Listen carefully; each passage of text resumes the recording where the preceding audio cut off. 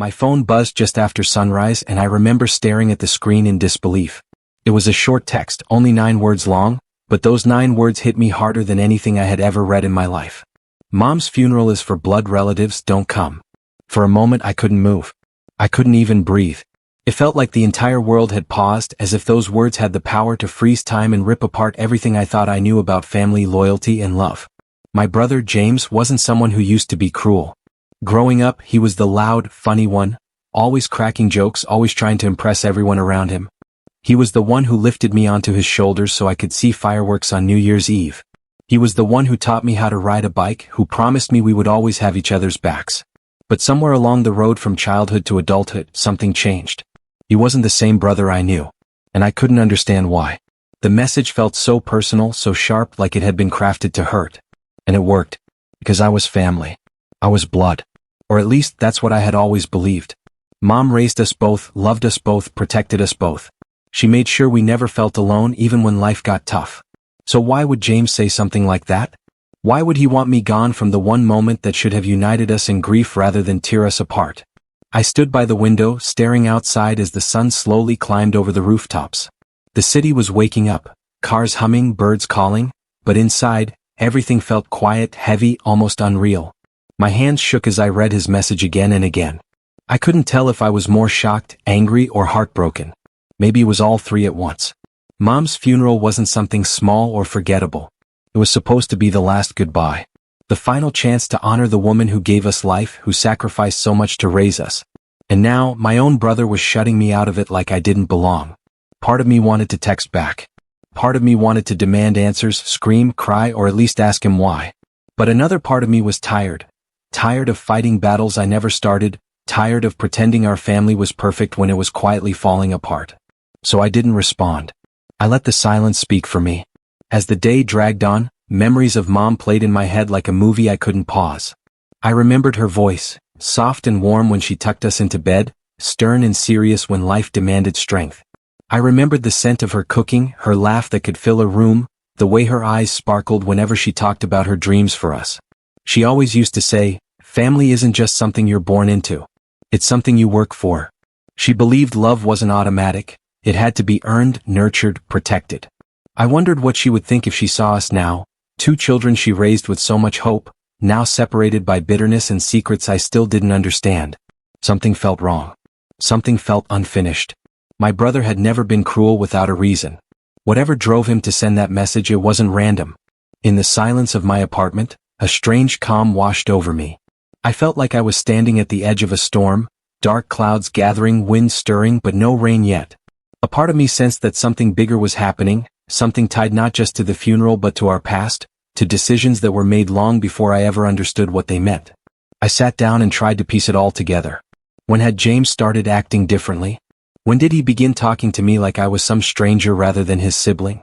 Was it the arguments we had last year? Was it about the inheritance that was never clearly discussed? Was Mom hiding something? Or was it something far more personal, something James believed I had done even though I had no idea what it was? I didn't know. But the silence between us had become loud enough to drown out every memory of laughter and childhood promises. The more I thought about it, the more I realized Mom's funeral wasn't just a farewell. It was the center of something bigger, something my brother didn't want me to see. His message wasn't just meant to hurt me. It was meant to warn me off, to keep me away. And that raised a question I couldn't ignore. What exactly was waiting for me there? My heart pounded at the thought. Maybe the funeral wasn't just a ceremony. Maybe there were people attending who didn't want me present. Maybe there were documents, conversations, plans unfolding behind closed doors. Something told me the truth wasn't simple, and whatever James was trying to hide, he was willing to cross lines to protect it, even if it meant pretending I was no longer part of the family. Still, I didn't reply. I didn't argue. I didn't beg. I let the message hang in the air like a challenge, like a locked door I hadn't yet decided whether to open. But one thing was certain. This wasn't over. Not by a long shot. Because no matter how hard someone tries to erase you, no matter how many times your own family pushes you away, the truth has a way of revealing itself. Secrets don't stay buried forever. And funerals, no matter how painful, have a way of bringing everything to light. Every lie, every betrayal, every hidden reason someone wants you gone. As I sat there, phone still glowing with those 9 words, I knew one thing for sure. James could try to keep me out. He could act like I didn't exist. But he had no idea what he had just started. And the next time he heard from me, things would never be the same again. But before I made my move, I needed answers. And what I discovered next changed everything. To be continued. I didn't leave my apartment that day, but my mind wandered through memories I hadn't thought about in years. Every moment with Mom and James felt different now, as if those memories were trying to speak to me, trying to reveal something I had ignored before. I stared at the ceiling, trying to understand what could turn my own brother against me so deeply that he would rather erase me from our mother's final goodbye. It didn't make sense. Not unless something had happened, something he believed I had caused or something he didn't want me to know. Mom's last months were a blur. She had been in and out of the hospital, and although she never said it directly, there was something in her eyes, something tired, something afraid. She always tried to smile when I visited, but I could tell there was a heaviness she was carrying alone. I often wondered if she was trying to protect me from something, but every time I asked, she would change the topic and insist everything was fine. James, on the other hand, always seemed to know things before I did. He was there more often, always talking quietly with her, closing the door behind them whenever I showed up unexpectedly. At the time, I thought nothing of it. Now, those memories felt like puzzle pieces scattered across my mind. I remembered a night not too long before she passed away. I had come over unannounced, holding her favorite soup from the place she loved downtown. James opened the door, and the look he gave me was cold, like I was intruding. He didn't invite me in right away. He stood there, blocking the doorway as if he needed permission to let me through. That moment felt strange then, but I brushed it off. Now, it replayed in my head like a warning I ignored. Mom was sitting in her chair when I finally walked inside. She looked tired, but she still smiled when she saw me. It was a weak smile, but it was real. I set the soup on the table, and she held my hand, squeezing it gently. Her fingers were thin, weaker than I remembered. She told me she loved me and that she was proud of me. It felt strange hearing that out of nowhere. At the time, I didn't understand why she sounded so final, like she was closing a chapter one didn't know was ending. James hovered nearby, watching us with that unreadable expression. He seemed restless, as if my presence made him uncomfortable. He kept glancing at the doorway like he wished I would just leave.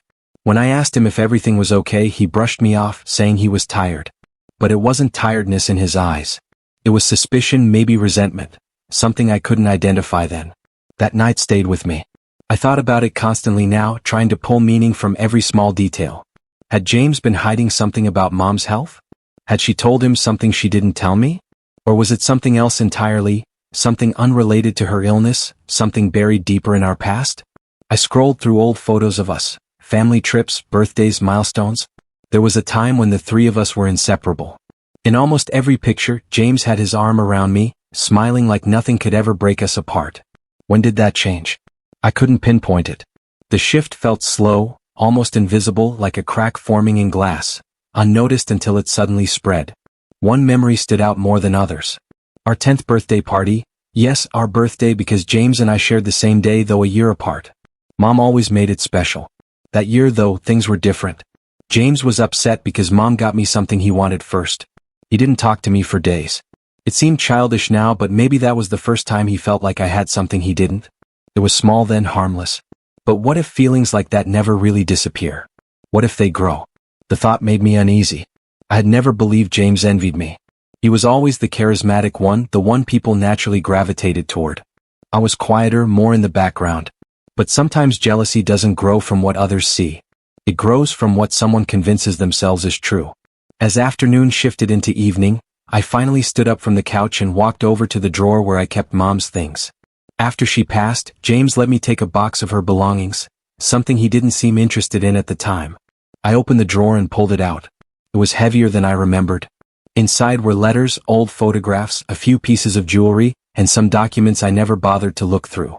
My heart pounded as I sifted through everything. I wasn't even sure what I was searching for, but something inside me whispered that answers were here, hidden somewhere I had overlooked. And then I saw it. A sealed envelope with my name written in Mom's handwriting. I froze. My hands trembled as I held it. Why hadn't I opened this before? I had seen it when I first received the box but assumed it was something sentimental. Now, it felt like a message meant for this moment. I sat down, holding the letter against my chest, unsure if I wanted to open it. What if it changed everything? What if the reason James didn't want me at the funeral was inside this envelope? The weight of that possibility pressed down on me. My mind raced, each thought heavier than the last. I took a deep breath and carefully opened it. Inside was a single sheet of paper, folded neatly. I unfolded it slowly, afraid of what I might find. Mom's handwriting was shaky but clear. I read the first line and my heart stopped. She wrote about secrets she kept, mistakes she made, things she wished she could have told me sooner. She mentioned James and something about responsibility, about decisions she made to protect us both. But there was more, something she wanted me to know, something she had never spoken aloud. Before I could finish reading, my phone buzzed again. The sound jolted me like a lightning strike. I looked at the screen, expecting another message from James, but it wasn't him. It was a number I didn't recognize. The message was short, even shorter than his had been. You don't know the whole story. Come tomorrow. Alone. My breath caught in my throat. Someone wanted to see me. Someone who knew something. Someone who expected me to show up despite everything James had said. And they wanted me there alone. No explanation, no details, just a request wrapped in mystery. I looked back at Mom's letter, at the sentence I hadn't finished. Every instinct told me the two were connected. Whoever sent that message knew what was in this letter, or what it meant. But the timing was what scared me most. Why now? Why right after James tried to keep me away from the funeral? My heartbeat echoed in my ears. I stared at the message, my mind racing. My world felt like it had shifted in the span of a few hours, and I wasn't sure what was real anymore. Mom was gone. James didn't want me there. A stranger wanted to meet me. And somewhere in the middle of it all was a letter filled with truths I hadn't fully uncovered yet. I folded the paper carefully, placing it back in the envelope. My hands were cold. My thoughts were tangled. But one thing was clear. Whatever was happening didn't start today. It didn't start with that text message.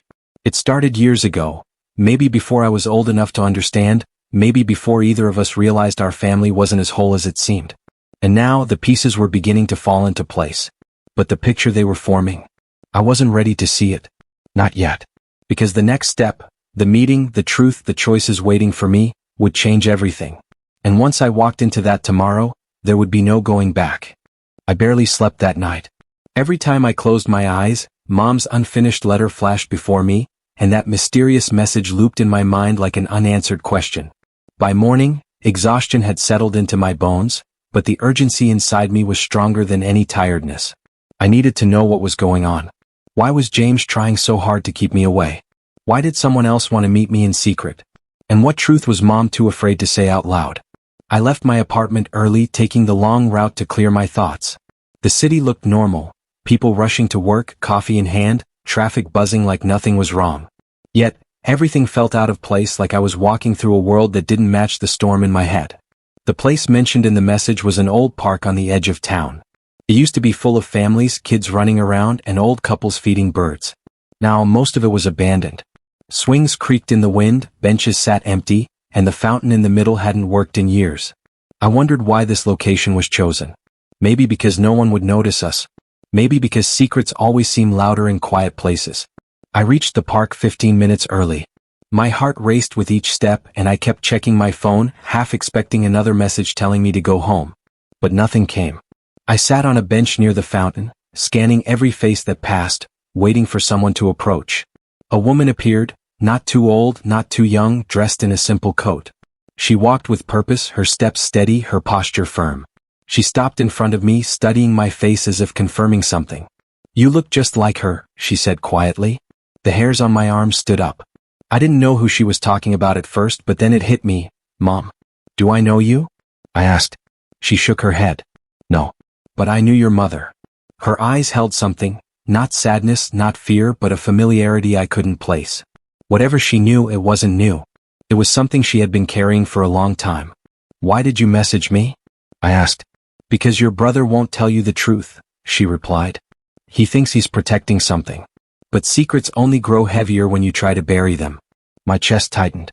I wanted to ask 1,000 questions, but the words tangled in my throat. The woman sat beside me, glancing around as if making sure we were alone. "Your mother made choices," she continued. "Hard choices. Ones she believed were necessary." "What choices?" I whispered. She hesitated. "Choices about you." That one sentence felt like a punch. What did she mean? What about me? What was Mom hiding? "James thinks he deserves everything because he was there," the woman said, her voice low. He believes your mother favored you. And he's angry, not because of what she did, but because of what he thinks she didn't tell you. My mind spun. Favored me? That didn't make sense. James was always the center of attention. He was the confident one, the one people noticed. I was quiet, the one who blended into the background. Nothing about our childhood felt like favoritism. What didn't she tell me? I asked. The woman looked at me carefully, like she was deciding whether I was ready to hear the answer.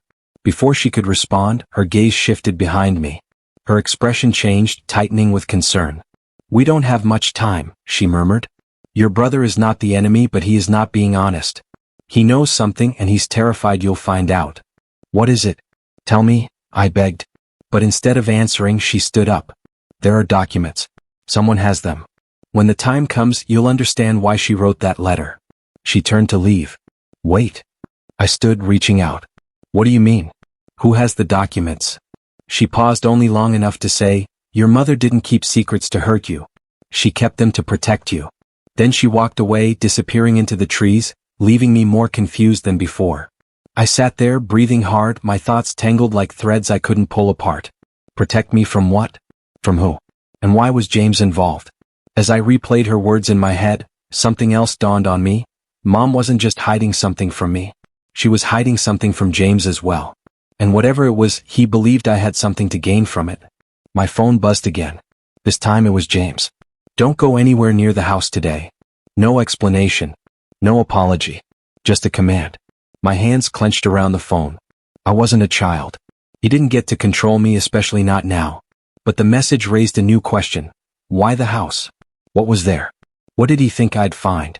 I decided I wasn't going to listen. If James wanted me away, that meant something inside the house mattered.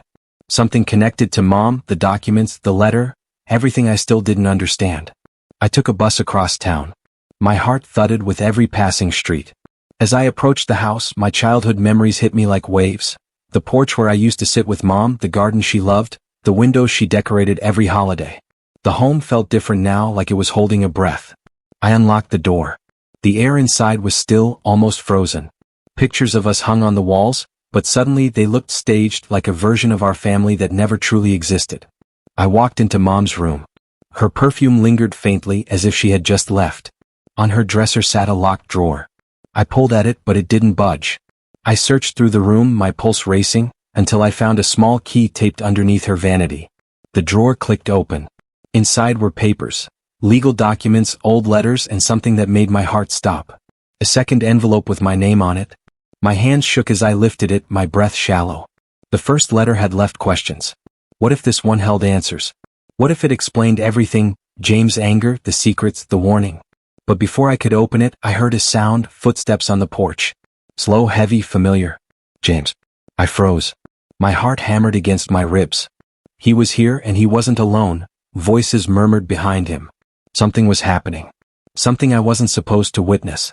I slipped the envelope into my pocket, closed the drawer, and backed away. My pulse roared in my ears. The doorknob rattled. Open the door, James called out.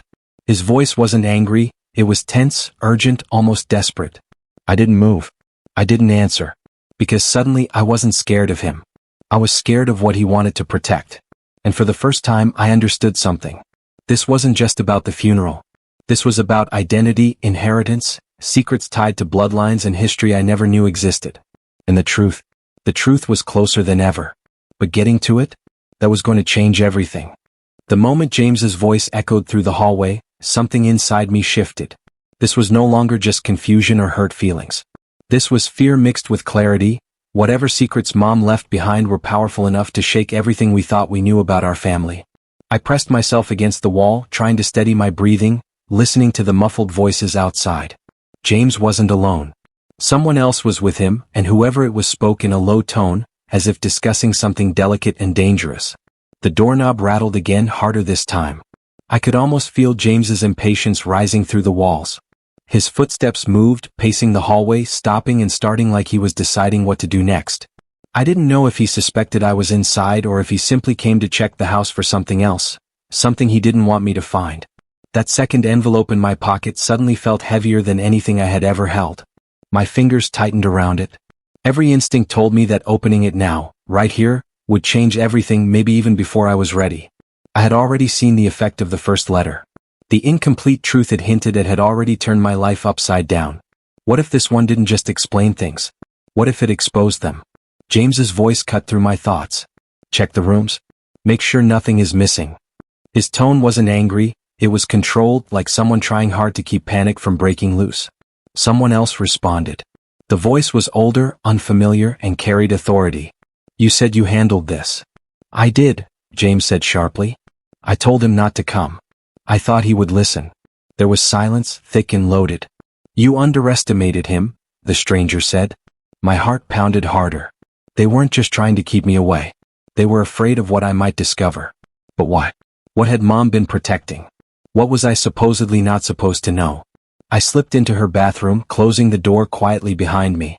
My mind raced, connecting fragments of conversations, strange looks, things I had dismissed as stress or grief. What if it was none of those things? What if the truth was rooted in something deeper, like family identity, inheritance, or something about my past that I had never questioned? The stranger's voice floated through the hallway again. If he finds the documents, it won't matter what you think he deserves. The law doesn't care about feelings. My breath hitched.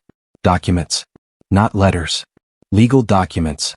Suddenly, the pieces of the puzzle started to take shape. The secrecy around the house. The urgency.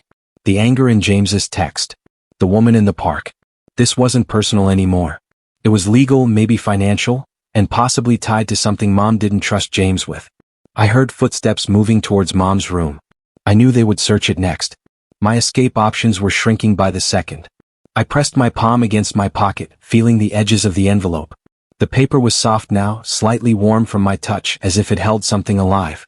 I looked around the bathroom. The window was small but not too small. If I was quiet enough, I could slip out without them hearing. I climbed onto the counter, opened it slowly, and slid out carefully, landing behind the bushes in the backyard. Cold air hit my face, and for a brief moment, everything was still. Then voices rose inside the house.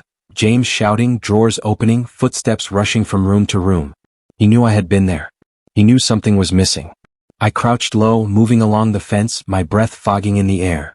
I didn't have a plan, but I knew where I had to go, the only place I might be able to read the letter in peace before anyone could stop me.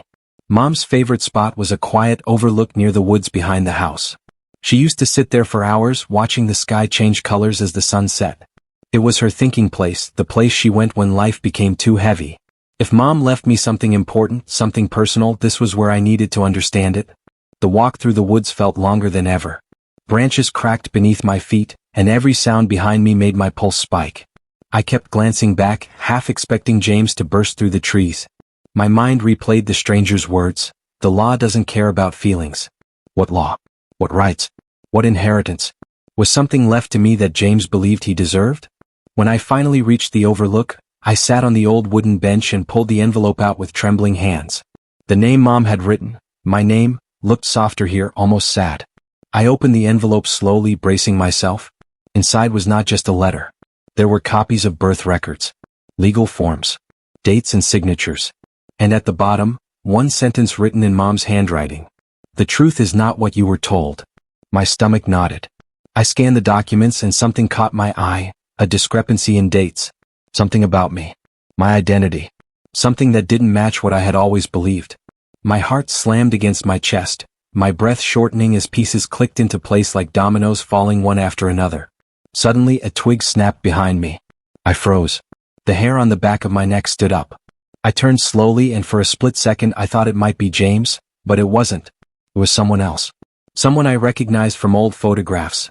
Photos Mom kept hidden in her drawer, photos I never questioned because I didn't know who the man was. He stepped forward, eyes fixed on me, expression unreadable. He looked as if he'd been waiting a long time for this moment. You finally know, he said quietly. My voice cracked. Know what? He didn't answer right away. Instead, he looked past me at the documents in my hands. They were never meant for him, he said. They were meant for you. My heartbeat thundered in my ears. What? Who are you? He hesitated, the tension between us thick as smoke. I'm the part of your life they tried to erase, he said. My world tilted. Before I could speak, another sound ripped through the woods. Footsteps running, branches snapping, voices closing in. James. He was coming. The man in front of me stepped back, his eyes sharp with warning. You have a choice, he whispered. Believe what they told you, or believe what you're holding. He disappeared into the trees just as James's voice exploded from the clearing, calling my name, angry, desperate, and afraid all at once. I clutched the documents tighter. Everything I knew about my family was unraveling. My identity was hanging by a thread. And now, the truth was no longer waiting quietly. It was chasing me. To be continued. James's voice cut through the trees like a blade, sharp enough to make my whole body tighten. I didn't move. I couldn't. My hands were locked around the documents and the letter, my mind racing with the man's words, the part of your life they tried to erase. I didn't know what that meant, but every instinct told me it was connected to the birth records, the mismatched dates, the sudden panic James was drowning in. Branches snapped behind me and James appeared, breathless, eyes wild, as if he wasn't angry anymore, but terrified. His gaze flicked from the papers in my hands to the empty space where the mysterious man had stood moments earlier. He swallowed hard, and for the first time I saw something I never expected from him. Fear. You shouldn't have come here, he said, voice unsteady. My heart pounded. What? What are you so afraid I'll find out? He didn't answer. His jaw tightened, his fists clenched, and for a moment, I thought he might lunge at me, but instead he looked away like he couldn't face what I was holding. You think this is about Mom? He whispered. It's not just about her. The way he said just made my stomach drop. I stepped back. Then who is it about? James exhaled shakily. It's about who you are. The forest seemed to freeze around us. The leaves stopped rustling. Even the wind held its breath. What do you mean? I demanded. Who else is involved? James opened his mouth, but footsteps emerged behind him, slow and deliberate.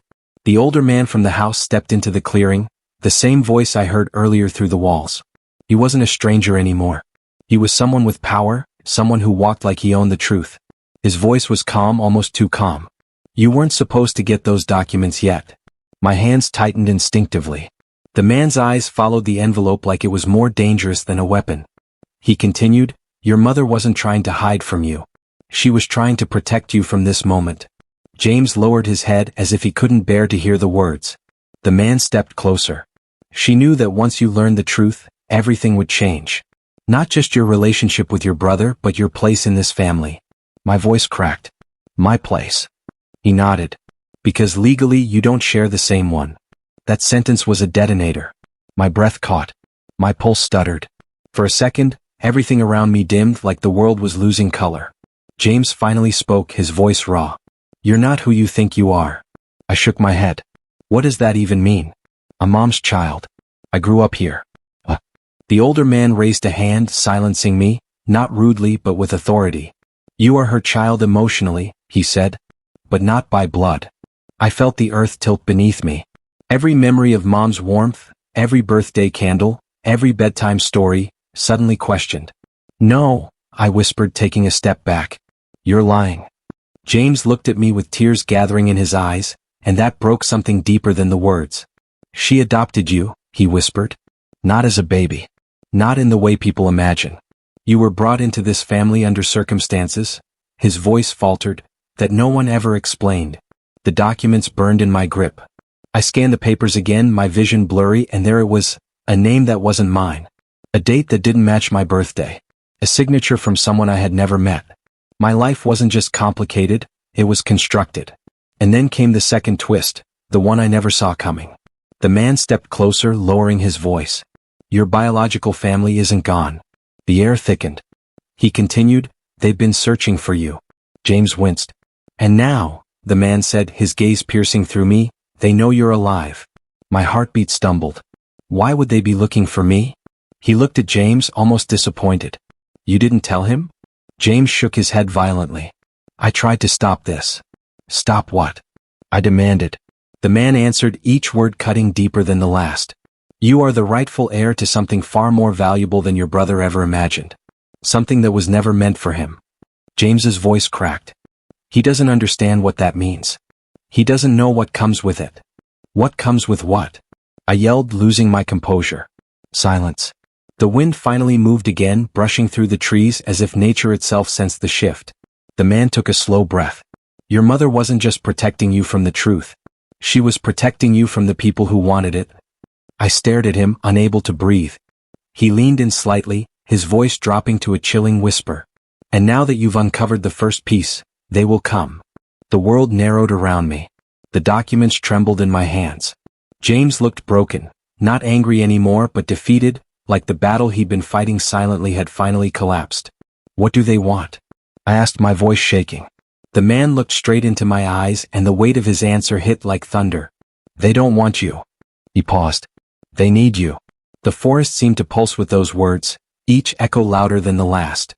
My identity was no longer just mine. My existence was tied to something bigger, something hidden, something dangerous. And now that the truth had started unraveling, there was no turning back. I didn't breathe for a moment.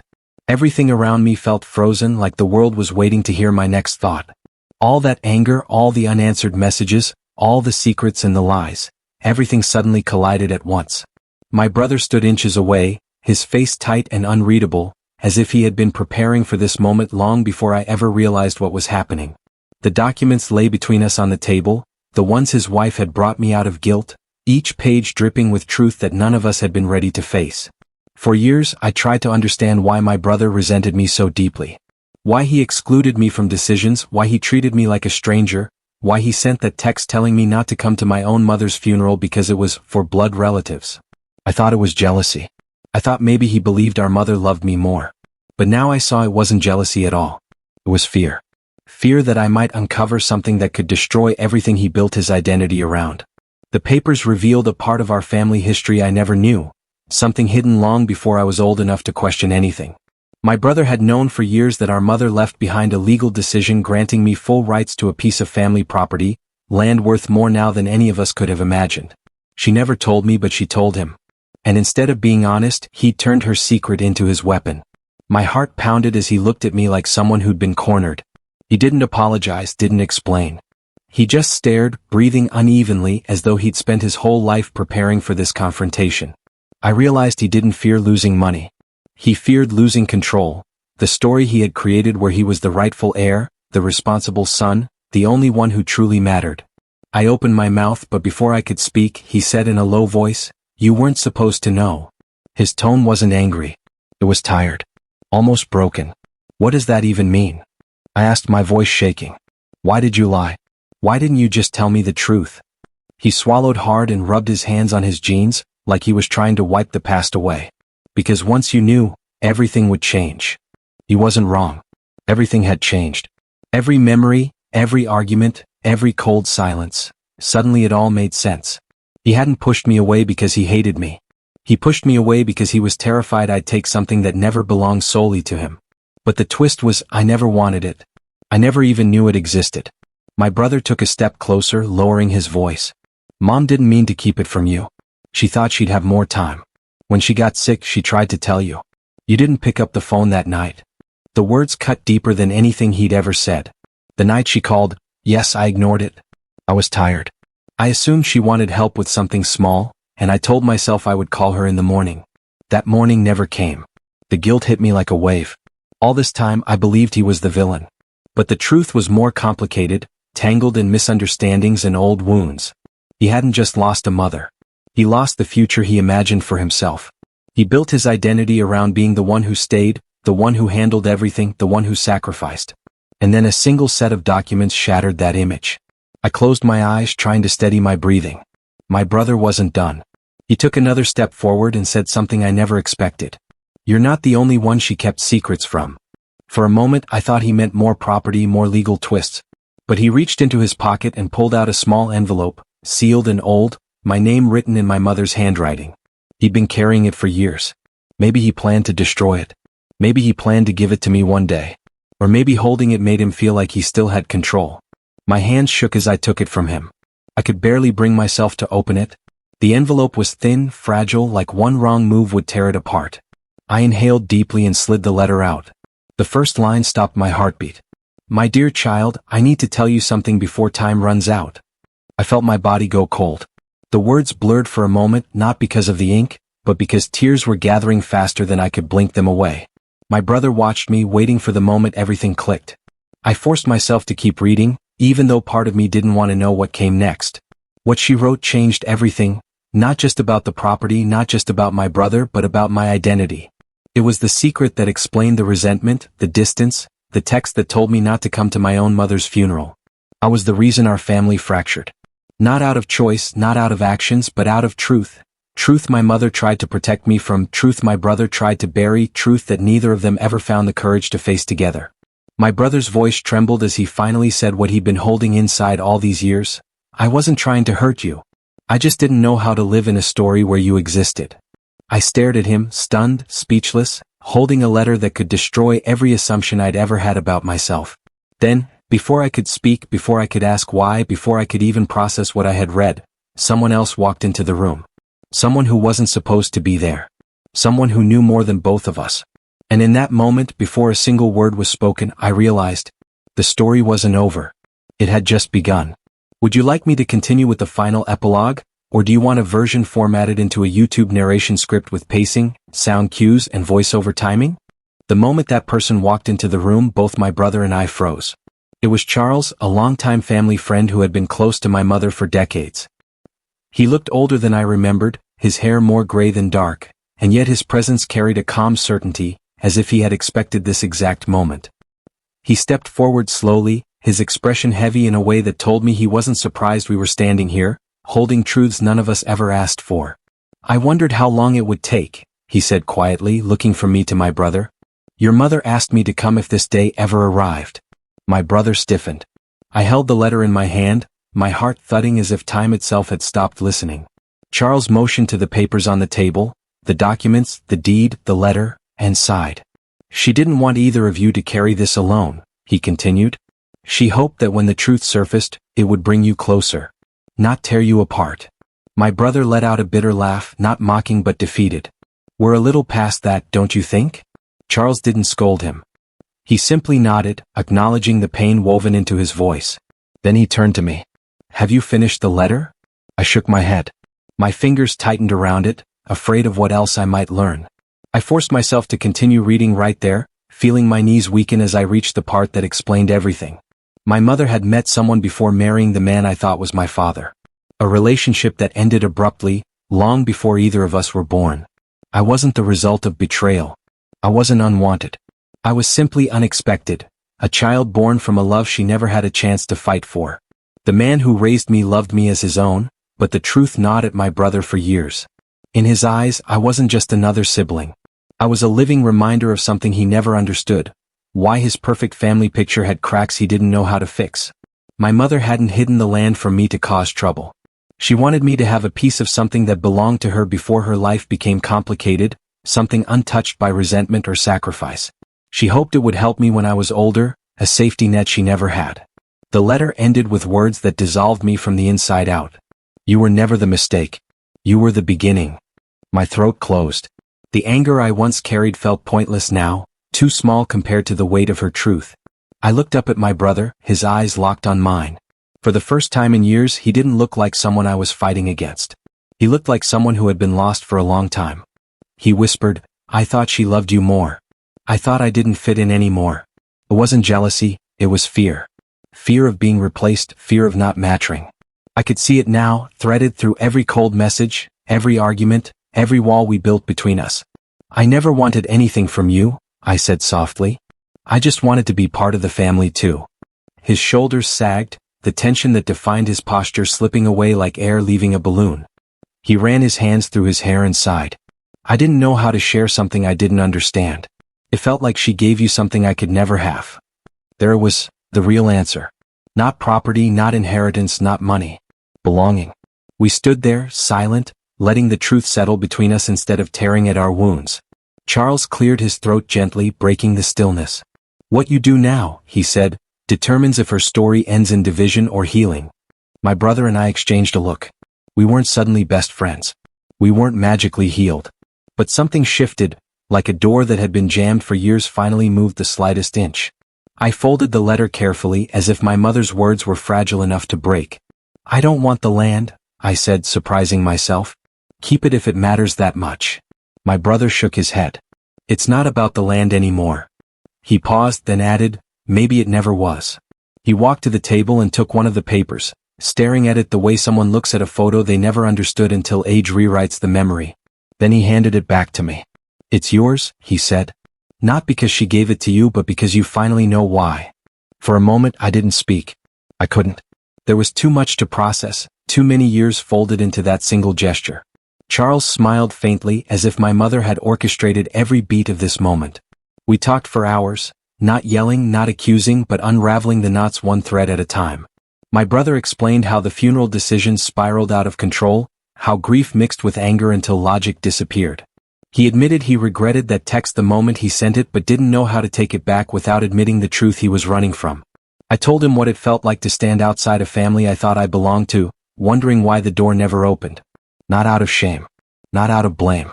Just honesty, something we'd both avoided for too long. By the time the sun dipped behind the house, we weren't fixed, but we were no longer broken in the same direction. We stood together, unsure of the future but willing to try. The past didn't change. My mother was still gone. The mistakes were still real. But now I understood something I never saw before. Sometimes family isn't destroyed by secrets. It's destroyed by silence. And sometimes the most unexpected truth can rebuild what silence ruined.